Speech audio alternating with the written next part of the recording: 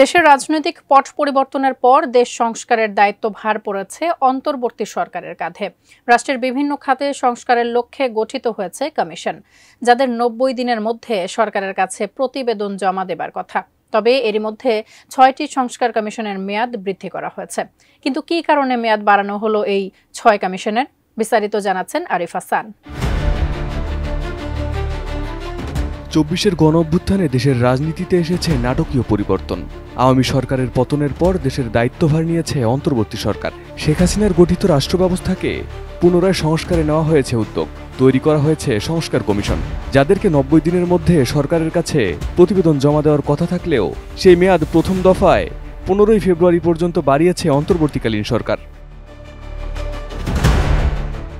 ২০ জানুয়ারি মন্ত্রিপরিষদ বিভাগ থেকে ৬ সংস্কার কমিশনের পৃথক ৬টি প্রজ্ঞাপন জারি করা হয়। ৬টি সংস্কার কমিশন হল নির্বাচন ব্যবস্থা সংস্কার কমিশন, পুলিশ প্রশাসন সংস্কার কমিশন, বিচার বিভাগ সংস্কার কমিশন, দুর্নীতি দমন সংস্কার কমিশন, জনপ্রশাসন সংস্কার কমিশন ও সংবিধান সংস্কার কমিশন।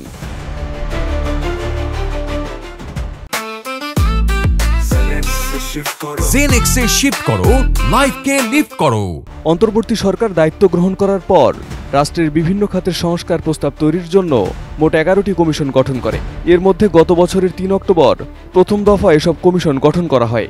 এরপর একই বছরের নভেম্বরে বাকি ৫ কমিশন গঠন করা হয়। সেগুলো হলো স্বাস্থ্য বিষয়ক সংস্কার কমিশন, গণমাধ্যম সংস্কার কমিশন, শ্রম অধিকার বিষয়ক সংস্কার কমিশন, নারী বিষয়ক সংস্কার কমিশন এবং স্থানীয় সংস্কার কমিশন। সংস্কার কমিশনগুলো গঠনের পর ৯০ দিনের মধ্যে সরকারের কাছে প্রতিবেদন জমা দেওয়ার কথা ছিল। তবে ভিন্ন ভিন্ন দিনে গঠিত কমিশনগুলোর কাজ শেষ না হওয়ায় প্রথম দফায় তাদের মেয়াদ ১৫ জানুয়ারি পর্যন্ত এবং বিচার বিভাগ সংস্কার কমিশনের মেয়াদ ৩১ জানুয়ারি পর্যন্ত বাড়ানো হয়। সংবিধান, নির্বাচন ব্যবস্থা, দুর্নীতি দমন কমিশন এবং পুলিশ সংস্কার কমিশন তাদের প্রতিবেদন গত ১৫ জানুয়ারি প্রধান উপদেষ্টার কাছে জমা দেয়। তবে জনপ্রশাসন ও বিচার বিভাগ সংস্কার কমিশন এখনও তাদের প্রতিবেদন জমা দিতে পারেনি। প্রধান উপদেষ্টার কাছে জমা দেওয়া প্রতিবেদনে নির্বাচন ব্যবস্থা সংস্কার কমিশন প্রায় ১৫০টি সুপারিশ উল্লেখ করেছে। নতুন কিছু কাজ যোগ হওয়ায় কমিশনটির মেয়াদ আবারও বাড়ানো হয়েছে।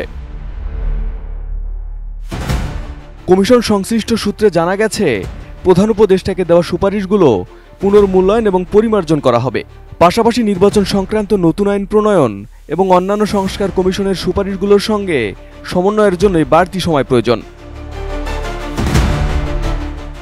Arif Hasan, ATN news.